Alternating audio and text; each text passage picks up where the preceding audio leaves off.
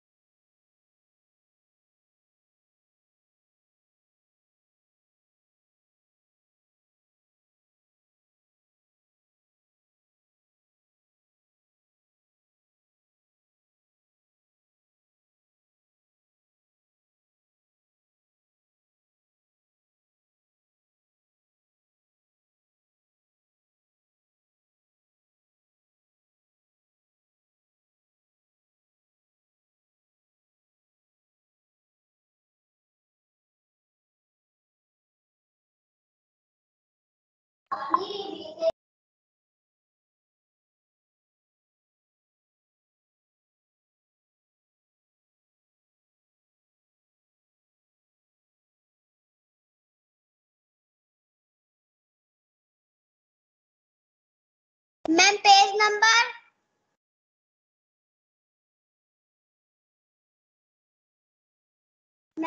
Number number 60।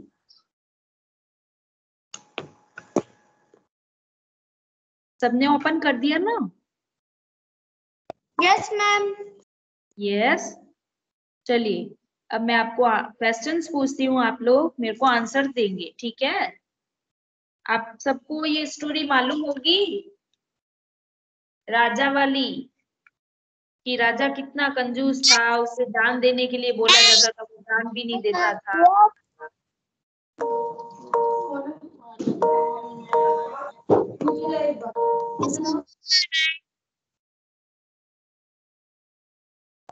Ma'am क्या? मैं आपको क्वेश्चंस पूछूंगी, उसको आपको आंसर देने हैं। पेज नंबर 60 बोला ना मैंने।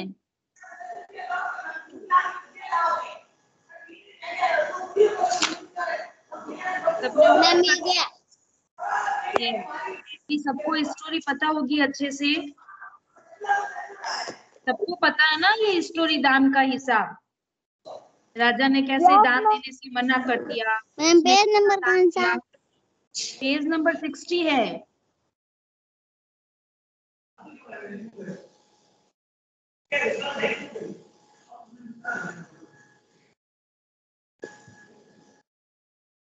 चलिए अब अपन देखते हैं, मैं आपको क्वेश्चंस पूछती हूँ, रेज योर हैंड। अगर आपको आंसर्स आता है तो अपना हाथ खड़ा कीजिएगा। देखो, तुम्हारे विचार से राज दरबार में किसकी क्या क्या जिम्मेदारी? अभी मुझे रिमूव कर दिया था।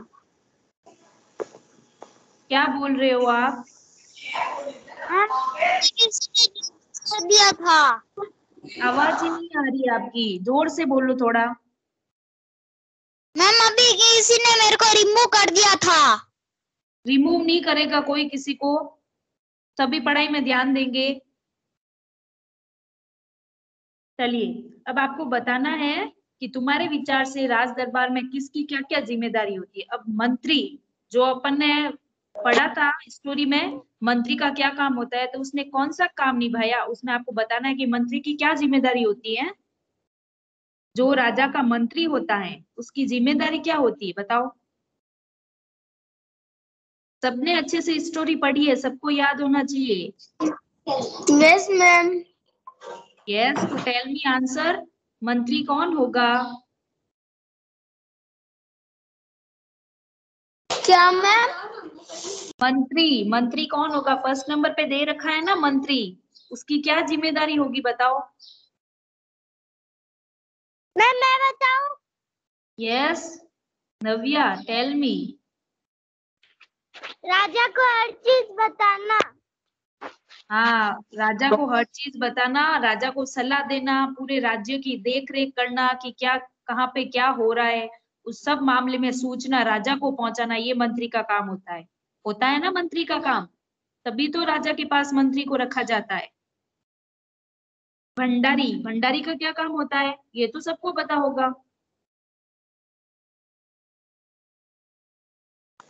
मैम क्या भंडारी? हाँ, भंडारी कौन होता है? मैम जो पैसों की रक्षा करता है। यस, भंडारी वो होता है जो राजा के खजाने की देखभाल करता है, राजकोष का हिसाब किताब करता है, राजा के आदेश पर ही लेन देन करता है ना। राजा के आदेश पर ही सामने वाले को देता है लेता है कि किसको कितने पैसे देने हैं, राजकोष का ध्यान रखना, ये सब भंडारी का काम होता है। जो राज भंडार का ध्यान रखता है, उसकी देख रेख करता है ना। अब देखो, इसमें कर्ण जैसा दानी, इसमें ना इसने बोला था ना, आप तो हमारे कर्ण जैसे दानी है, वो सन्यासी राजा को बोलता है क्योंकि उसे तो मदद चाहिए होती है। तो इसमें आपको प्रश्न पूछा गया है कि सभी ने कहा हमारे महाराज कर्ण जैसे ही दानी है, तो पता करो कर्ण कौन था। कर्ण की भी एक बड़ी स्टोरी थी पहले। कर्ण था, वो कुंती के सबसे बड़े पुत्र थे कर्ण। ठीक है, उसके सबसे बड़े पुत्र का नाम कर्ण था, उसकी माता का नाम था कुंती।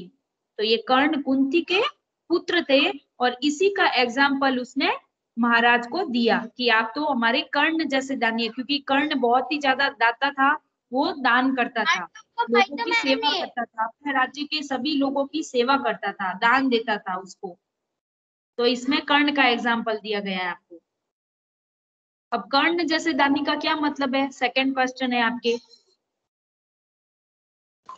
कर्ण जैसे दानी यानी कि वो बहुत ज्यादा दान देता था, धन पुण्य करता था, अपना सब कुछ दान में देने वाला होता है, वही दानी होता है ना, कर्ण जैसा दानी, तभी उसको दानी बोला जाता है। Yes ma'am. यस, दान क्या होता है? मैम पैसा। मैम खजाना। दान का क्या मतलब है? अपन धर्म पुण्य करते हैं, दान पुण्य जो भी करते हैं, उस दान को क्या बोला जाता है, कैसा दान होता है वो? किसी जरूरतमंद को अपन दान करते हैं, वही दान कहलाता है। जब किसी को पैसों की जरूरत हो, किसी को धान की जरूरत हो, और अपन उसको समय पर धान या पैसा देते हैं, तो वही दान कहलाता है। ओके, जरूरतमंद को चीज पहुंचाना, ये दान होगा। कहते हैं मैम। मुश्किल के समय उनकी रक्षा करना, उसको रक्षा के लिए जो भी दान में दिया जाता है वही दान कहलाता है। ठीक है, यस।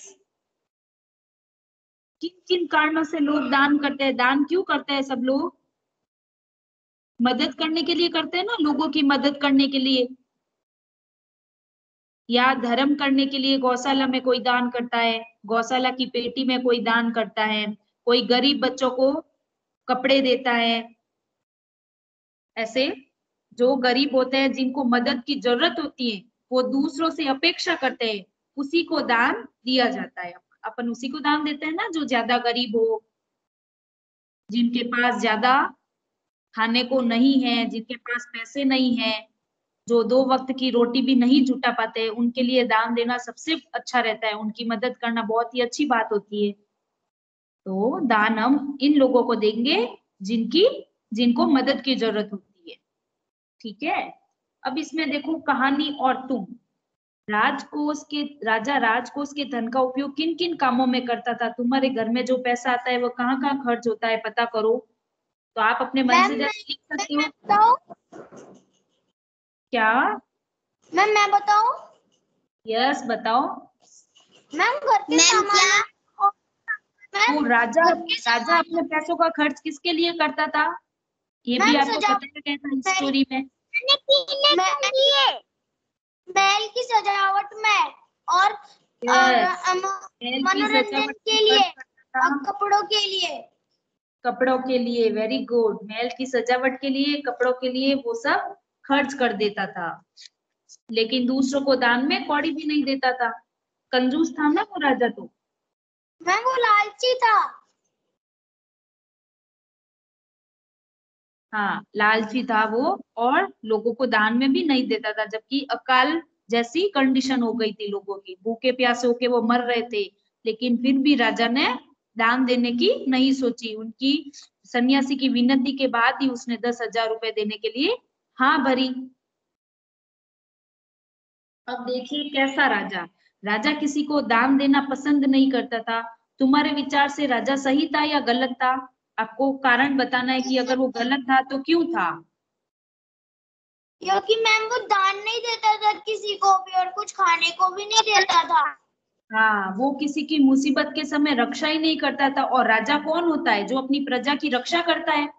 अपने जो इलाके में जो भी है, ये प्रजा कहलाती है, जिसको राजा के आसपास जो भी रहता है उसी राज्य में, उस प्रजा की रक्षा करना राजा का कर्तव्य होता है कि नहीं होता है? कि कभी भी मुसीबत आए, कभी भी अकाल आए तो राजा हमारी मदद करेंगे, हमको अकाल अकाल में मृत्यु प्राप्त हो इससे अच्छा हमें वो बचाएंगे। तो ये एक मदद होती है राजा की, राजा का ये कर्तव्य होता है, लेकिन उन्होंने नहीं निभाया, है ना। अब देखो, राजा दान देने के अलावा और किन किन तरीकों से लोगों की सहायता कर सकता था? मैं वो बताऊं? किसकी सहायता कर सकता था? क्योंकि उसके राजकोष में तो बहुत सारा भंडार भरा था। यस, बताओ सौम्या। मैम है ना, वो है ना कि वो है ना सबको वो सबको कपड़े दे सकता था और किसी को खाने के लिए अनाज भी दे सकता था और वेरी गुड। उनके लिए राजा घर भी प्रयास से बना लोगों सकता को था। अनाज दे सकता था, लोगों में बांट सकता था। और अगर पानी की प्रॉब्लम आ रही है तो गांव में जहाँ पे वो सारी प्रजा रहती है, उनके गांव के पास कुएं या वो जो नहर होती है उसको खुदवा सकता था, जिससे पानी की समस्या नहीं हो और सारे लोग और पानी पी सके। और भविष्य में अगर जैसे कभी भी अकाल पड़े या ऐसी कोई मुसीबत आए तो उनसे वो बच सके।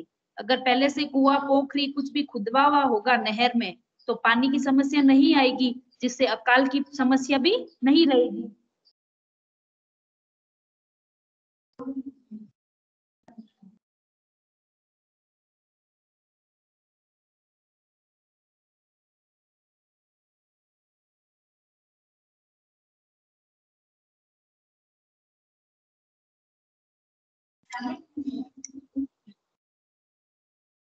तो सबको समझ में आ गया ये वाला? Yes ma'am. Yes ma'am. Okay. अब देखो, इसमें आपकी है, अब इसमें आपके क्या लिखा हुआ है कि एक ही वर्ड की दो मीनिंग निकलती है। तो इसमें आपको अलग अलग वर्ड्स दे रखे हैं, इसके दो मीनिंग निकाल के सेंटेंसेस बनाने। जैसे पूर्व सीमा के लोग भूखे प्यासे मरने लगे। अब इसमें पूर्व शब्द के दो अर्थ होते हैं। एक तो पूर्व एक दिशा होती है, डायरेक्शन जिसे बोलते हैं, पूर्व पश्चिम उत्तर दक्षिण। तो एक तो पूर्व दिशा हो गई, और एक पूर्व क्या होता है? पहले। हमने खाना खाने से पूर्व हाथ को धोए, तो पहले धोए, खाना खाने से पहले हाथ को धोते हैं, तो पूर्व का मतलब हो गया पहले। तो ये उदाहरण आपको समझ में आया, एग्जाम्पल। इसी तरह से जो नीचे ये वर्ड मीनिंग दे रखे हैं आपको, जल, मन और मगर, इसके आपको दो दो सेंटेंस बनाने हैं जिसमें दोनों के अलग अलग मीनिंग निकलेंगे। अब जैसे जल है, तो जल का आप क्या सेंटेंस बना सकते हो? एक तो जल होता है कि जलना, और एक होता है जल यानी पानी। दो मतलब होते हैं जल के। तो अब आप बताओ क्या बना सकते हो सेंटेंस? कोई बना सकता है? बताओ। मैम जल मतलब आग में जलना और जल मतलब पानी होता है। जैसे जल यानी वर्षा होने पर चारों तरफ जल फैल गया, पानी फैल गया। तो वर्षा होने पर पानी फैल जाता है, तो ये जल का यूज आ गया इसमें वर्ड का। इसमें इस वर्ड का यूज आना चाहिए, ऐसे सेंटेंस बनाने हैं जिसमें इसी वर्ड का यूज हो। दूसरा सेंटेंस जैसे गर्म पानी गिरने से मेरा हाथ जल गया, तो इसमें जल का यूज आ गया। मैंने बोला ना, एक वर्ड का मतलब होगा जलना और दूसरा जल का मतलब होता है पानी। तो इन दोनों के सेंटेंस बन गए। जल से बन गया वर्षा होने पर चारों तरफ जल फैल गया, और दूसरा हो गया गर्म पानी गिरने से मेरा हाथ जल गया। ये दोनों मीनिंग अलग अलग निकल गई सेंटेंस में। चलिए अगला देखो, मन। मन क्या होता है? एक तो मन यानी मण जिसे बोलते हैं अपन, कितने मण, व एक मण, दो मण, ऐसे बोलते हैं ना अपन। जो धान होते हैं, बाजरी होते हैं, उसको अपन ऐसे बोले हैं, मन बोलते हैं, मन। और एक होता है मन, यानी अपना मन कैसा है, उदास है, अच्छा है, खुशी जैसा मन है, खुशी वाला माहौल है, कि उस तरीके से आपको इसमें सेंटेंस बनाना है। जैसे फेल होने की बात सुनकर सीता का मन उदास हो गया। तो फेल होने की बात सुनकर उसका मन उदास हो गया, वो नाराज हो गई, तो ये मन यूज आ गया इसमें। अब दूसरा मन यानी गेहूं, जैसे आज हमने 4 मन गेहूं खरीदे। 4 मन मतलब 1 मन में कितने किलो होते हैं?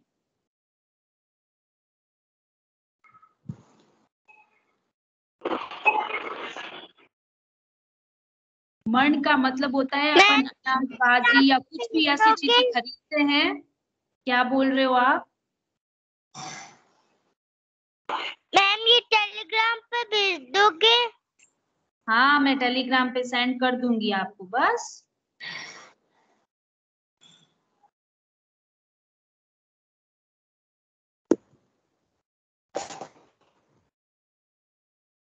एक मन में आपके होते हैं 40 किलो। कितने होते हैं? 40। तो 40 किलो की एक, जैसे मान लो जो कट्टा होता है या कुछ भी आता है, तो उसे 1 मन बोला जाता है।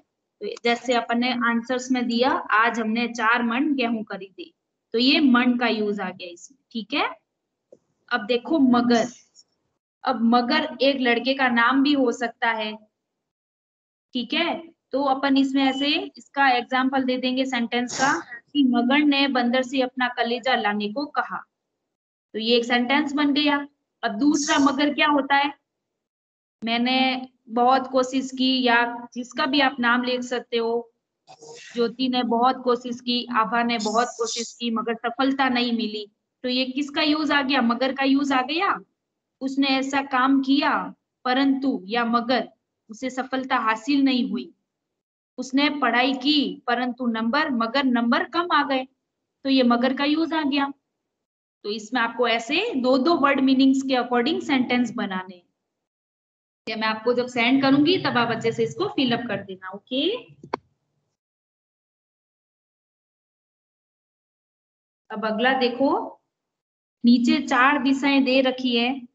इसमें आपको बताना है कि आपके घर के आसपास दिशाएं कौन कौन सी क्या क्या है। जैसे पूर्व में आपके घर के पास क्या है, स्कूल के पास क्या है, वो आप अपने मन से जैसे लिख सकते हो कुछ भी, कि पूर्व दिशा में मेरे घर के पास मंदिर है, स्कूल के पास पार्क है। पश्चिम दिशा में क्या है? घर के पास सड़क है और स्कूल के पास मकान बने हुए हैं आसपास, घरों में, घरों के आसपास पड़ोस में मकान होते हैं। तो ये पश्चिम दिशा में हो गए। उत्तर में हमारे घर के पास मकान बना हुआ है। यस बोलो। मैम मैंने तो लिखा है इसमें बगीचा और सड़क लिखा है। हाँ कोई बात नहीं, आप कुछ भी लिख सकते हो, जरूरी नहीं है कि मैंने लिखा वही लिखो। आप अपने घर के आसपास जो भी डायरेक्शंस हैं आपके, जिस डायरेक्शन में आपका घर बना हुआ है, उसके अकॉर्डिंग अपने मम्मा पापा की हेल्प से कुछ भी लिख सकते हो। कि घर के पश्चिम में आपके सड़क है, पूर्व में भी सड़क है, पास में पार्क है, दक्षिण दिशा में, तो उत्तर दिशा में मंदिर है। तो आप ऐसे कुछ भी लिख सकते हो। दक्षिण दिशा में जैसे किसी के बाजार है, किसी के पार्क बना हुआ है, तो किसी के मकान बने हुए हैं। तो आप मैम अपने मन से ऐसे इसको भरना है कि घर के पास क्या है चारों दिशाओं में, और स्कूल के पास की चारों दिशाओं में क्या है, वो आपको लिखना है। ओके। मैम मेरे घर के पास तो ऑफिस भी है। हाँ तो आप लिख सकते हो कि आपकी कौन सी दिशा में ऑफिस है, कौन सी दिशा में सड़क है, कौन सी दिशा में मार्केट के लिए जाता है रास्ता। तो वो सब आप ऐसे लिख सकते हो। इसमें ये फिलअप करना है। ओके। तो ये सारा आपके कंप्लीट हो गया। और जो भेजने के लिए होगा ये 2 ही है, बाकी सारे तो ऐसे ही क्वेश्चंस दे रखे हैं। तो इसको मैं आपको सेंड कर दूंगी टेलीग्राम पे, तब आप कम कर लीजिएगा। अब देखो अगला चैप्टर निकालो, पेज नंबर है आपके 62, चैप्टर नंबर 8 कौन। ये चूहे की कहानी, स्टोरी है, पोयम है, जिसमें चूहा देखो कितना नुकसान कर रहा है यहाँ पे, वो इसमें आपको शो किया गया है। सबने ओपन कर दिया ना? Yes ma'am. ओके, चलिए। कौन, किसने बटन हमारे कुतरे, किसने स्याही को बिखराया, कौन चटकर गया दुबक कर घर भर में अनाज बिखराया।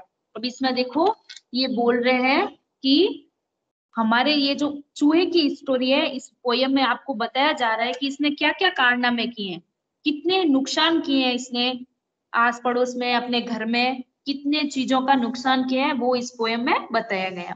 किसने बटन हमारे कुतरे, जो शर्ट के बटन होते हैं, जो कब क्या मैम, चूहे तो गणेश जी के होते हैं ना? हाँ गणेश जी के होते हैं, लेकिन ये नुकसान कितना करते हैं सबको पता होगा। चूहे तो मोस्टली सबके घर में आ ही जाते हैं और इतना नुकसान कर देते हैं। अब इस पोएम में देखो क्या बताया गया है, किसने बटन हमारे कुतरे, किसने स्याही को बिखराया, कौन चट कर गया दुबक कर घर भर में अनाज बिखराया। अब वो बोल रहे हैं कि हमारे बटन किसने कुतरे हैं, बटन यानी जो शर्ट के बटन होते हैं, वो उसको भी खा जाता है, क्योंकि चूहे के दांत बहुत ही तीखे होते हैं, वो लोहे को भी कट कर सकता है, उसके इतने दांत तीखे होते हैं। अब बताओ लोहा तो कितनी कड़क चीज होती है, कितना स्ट्रांग होता है, फिर भी वो उसे मैम, कुतर पानी सकता में है, डालने से गल जाता है। क्योंकि चूहे के दांत सबसे ज्यादा तीखे होते हैं। तो उसने हम किसने हमारे बटन कुतरे, वो बोल रहे कि हमारे बटन किसने कुतर दिए, किसने जो पेन की स्याही है उसको भी बिखेर दिया है, प्लास्टिक को ऊपर का पेन खा के स्याही को बिखेर दिया है, कौन चट कर गया दुबक कर, चट करना यानी खा जाना, दुबक कर यानी चिपक कर, यानी सारे अनाज को बिखेर दिया और हमारे अनाज को चट कर रहा है। कौन चट कर गया दुबक कर घर भर में अनाज बिखराया, पूरे घर में अनाज को बिखेर दिया है, चट कर दिया है, छिप करके सारे अनाज को खा लिया है, कभी बटन को खा लिया, कभी स्याही को बिखेर दिया है, सारा घर को बिखेर दिया है। दोना खाली रखा रह गया। अब ये बोल रहा है दोना यानी कटोरा, कौन ले गया उठा मिठाई, उस कटोरे में मिठाई रखी थी, वो मिठाई भी नहीं है, अब वो मिठाई भी खाली हो गई है। दो टुकड़े तस्वीर हो गए, किसने रस्सी काट बाई। अब तस्वीर के भी टुकड़े हो गए और रस्सी को भी काट दिया है। ये अब देख लो चूहा कितना नुकसान कर रहा है, इतनी सारी चीजों का नुकसान कर दिया है इसने। अब आगे तो देखो और ज्यादा नुकसान करेगा वो। देखो किसने रस्सी काट भाई, रस्सी को भी किसने काट दिया है, बहा दिया है, काट के फेंक दिया है। कभी कुतर जाता है चप्पल, कभी कुतर जूता है जाता, कभी खलीता पर बन आती, अनजाने पैसा गिर जाता। अब वो बोल रहा है कि कभी हमारे चप्पल को खा जाता है, कभी हमारे जूतों को खा जाता है, वो तो सब चीजों को कुतर देता है क्योंकि उसके दांत तीखे होते हैं। तो वो बोल रहे हैं कि कभी हमारे चप्पल को भी खा जाता है, कभी हमारे जूतों को भी खा जाता है, कभी खलीता पर बनाती, खलीता का मतलब होता है थैली, पॉलीथीन जिसे बोलते हैं, कभी थैली पर भी बन आती है यानी थैली को भी खा जाता है, और कभी अनजाने पैसा गिर जाता है, और अब कभी हमारे जो पर्स में पैसे रखे हुए होते हैं उसको भी खा जाता है, तो पैसे नीचे गिर जाते हैं, पर्स को खा जाता है। पैसा भी कागज का होता है तो वो तो कागज को भी खा सकता है, वो तो हर चीज को खा सकता है, कुतर सकता है उसके अपने दांतों की मदद से। अब देखो अगला, किसने जिल्द काट डाली है, बिखर गए पोती के पन्ने, रोज टांगता धो धो कर में, कौन उठा ले जाता छन्ने। अब ये बोलता है किसने जिल्द काट डाली है, जिल्द का मतलब होता है पुस्तक, जो किताब होती है उसका जो पेपर होता है कागज, उसे बोलते हैं कि कागज को काट दिया है। जो कि इंपॉर्टेंट कागज होते हैं अपने पेपर्स, जिसपे कुछ लिखा हुआ होता है जो कि बहुत ज्यादा जरूरी है, लेकिन वो चूहा तो उसको भी नहीं छोड़ता है, उसको भी खा जाता है। बिखर गए पोथी के पन्ने, पोथी, पोथी का मतलब होता है छोटी सी किताब, छोटी सी जो बुक्स होती है, जो पुरानी जो लोग पढ़ते हैं, इंपॉर्टेंट होती है, उसी बुक्स के जो पेपर है, पन्ने हैं, वो उसको खा जाता है, उसको काट डालता है, फाड़ देता है उस पेपर्स को। रोज टांगता धो धो कर में, कौन उठा ले जाता छलनी, छलने का मतलब होता है छलनी, जिससे अपन कोई भी चीज छान सकते हैं, जो एक कपड़ा होता है या छलनी होती है जिसकी मदद से हम पानी या कोई भी चीज छानते हैं ना, उसी छलनी को वो बोल रहा है मैं रोज धो धो के टांगता हूँ, और वापस ये मेरे को उठा ले जाता है, वापस दूसरी जगह पे रख देता है, वापस मैं धो के टांगता हूँ, ये वापस लेके चला जाता है। ये पता नहीं क्यों परेशान कर रहा है हमको, ये बता रहे हैं अपन को। तो इस पोएम में देखो ये कितना सारा नुकसान कर रहा है, कभी बटन खा रहा है, कभी स्याही को बिखेर रहा है, कभी अनाज को खा रहा है छिप छिप के और पूरे घर में अनाज को फैला दिया है, और जो कटोरे में मिठाई दे रखी थी रख रखी थी उसको भी खा गया। यस बोलो। मैम चूहा दो चीज कभी नहीं कतर सकता, क्या? कांच और लकड़ी। लकड़ी? क्या बोला आपने फर्स्ट नंबर पे? कांच दांत? नहीं, कांच। आपकी आवाज ही नहीं आ रही है। काम बोल रही हूँ, कान बोल रही हूँ, क्या बोल रही हूँ पता ही नहीं लग रहा है मेरे को। मैम वो कार बोल रही है। ओके, बट चूहे के दांत सबसे ज्यादा तीखे होते हैं, ये बात ध्यान रखना। कुछ भी खा सकता है वो, अपने घर में तो इतनी सारी चीजें होती है कि जिसका वो नुकसान कर देता है। अब देखो इसने इतने सारे किए हैं, रस्सी के भी दो तस्वीर के टुकड़े कर दिए हैं, रस्सी को भी अपने दांतों की मदद से काट दिया और उसको फेंक दिया है। कभी अपने जूते को खा जाता है, चप्पल्स होते हैं उसको खा जाता है, कभी थैली को खा जाता है, कभी पर्स जो जिसमें अपन पैसे रखते हैं उसको खा जाता है, और कभी क्या करता है पन्नों को खा जाता है। लेकिन पन्ने तो सबसे ज्यादा इंपॉर्टेंट है ना, बाकी सारी चीज तो अपन रिपीट कर सकते हैं, वापस ला सकते हैं पैसों की मदद से, लेकिन जो पुराने पन्ने हैं जिस पर इम्पोर्टेंट बात लिखी हुई हो, जो कि ज्यादा जरूरी है, पहले से रखा हुआ है सेफली, और वो उसको खा जाए तो अपने लिए दिक्कत होगी ना, अपन वैसा पन्ना वापस नहीं ला सकते, उस पे क्या लिखा हुआ है अपन को पता ही नहीं होगा तब। तो ये सबसे ज्यादा इम्पोर्टेंट इसमें क्या चीज हुई? पेपर्स। जो पोथी के पन्ने यानी छोटी किताब के पन्ने हैं, कागज है, उसको उसने खा लिया है, लेकिन उसको अपन वापस से नहीं ला सकते।